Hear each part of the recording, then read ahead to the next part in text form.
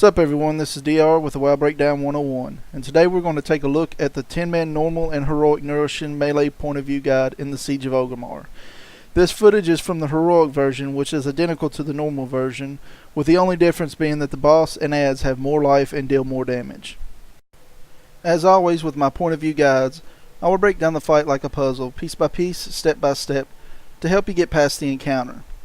Now I will only discuss what you as a melee DPS are going to be dealing with in this encounter, and will not go over how you would down this boss as a raid.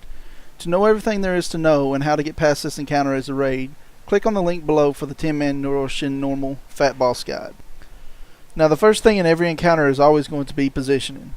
While in the normal realm it is good to position on top of the healers, and your raid lead should have marked one of the heals so that it'll be easy to know where to stack. Now comes the tricky part of this encounter for you as a DPS. You will start out with 75 corruption. The more corruption you have, the less damage you will deal to the boss.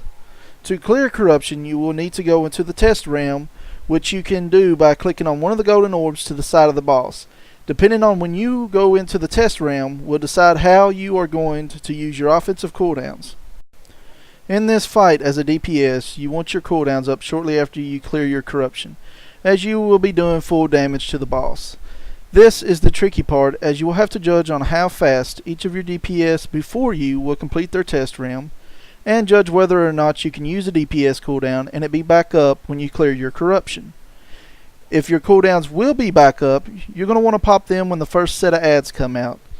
The reason you will do this is because you deal 100% of your damage to the adds, which is then reflected to the boss, allowing you to essentially do 100% of your damage to the boss. Now I'm going to go over the test realm and how you're going to deal with the adds inside the test realm.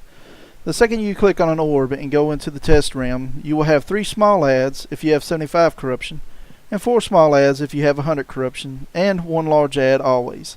The small adds are called Essence of Corruption, and they stay in one spot, shooting a black bolt that travels in a straight line to where they are facing, and they have a barrier so that they can't be damaged from the front. The large add, which is called a Manifestation of Corruption, moves to your melee range and casts a frontal cone attack, which you will have to move out of. Now there is 2 ways to handle this realm depending on the circumstances of your raid.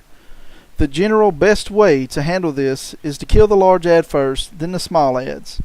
There is a couple of circumstances that you will want to kill the large add last, and that is if you are the last DPS going in the test realm, and if you and another DPS are in at the same time, then you will want one DPS to kill their big add first, and the other DPS kill their big add last.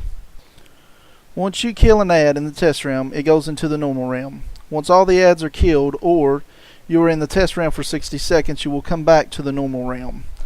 Now I'm going to tell you everything that you will need to deal with in the normal realm of this encounter.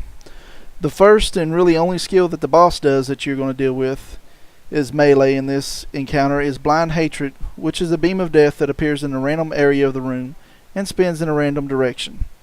The boss will cast this once every 60 seconds and the beam will last 30 seconds.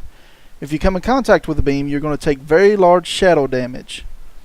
Just don't get hit by this beam. When in the normal realm, you always want to be on the adds before the boss, because the damage done to the adds reflects to the boss, so you get more damage on the boss, especially if you can splash damage the adds.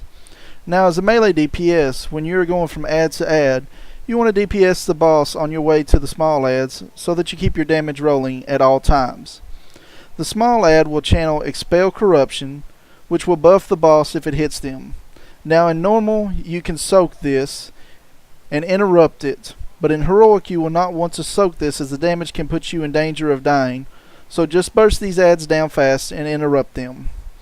The large add does pulsing AoE damage and needs to be stunned and DPS down as fast as possible. Once this add dies, it will drop an orb that will do pulsing high shadow rate damage and will need to be soaked by someone with 75 or less corruption, giving that person 25 corruption.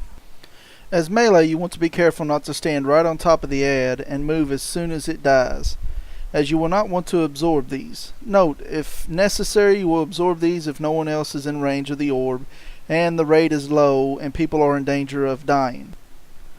Once the boss is below 50% life, then you're going to at this point finish off any small adds and pop hero and burn the boss down.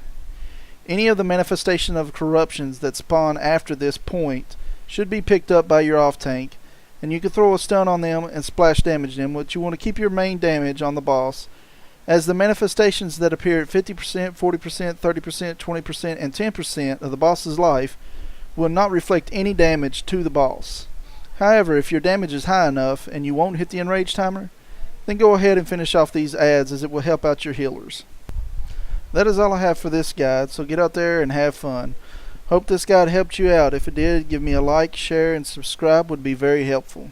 If you have any suggestions for future videos, then leave a comment or email me at thewowbreakdown@gmail.com, and see you again next time.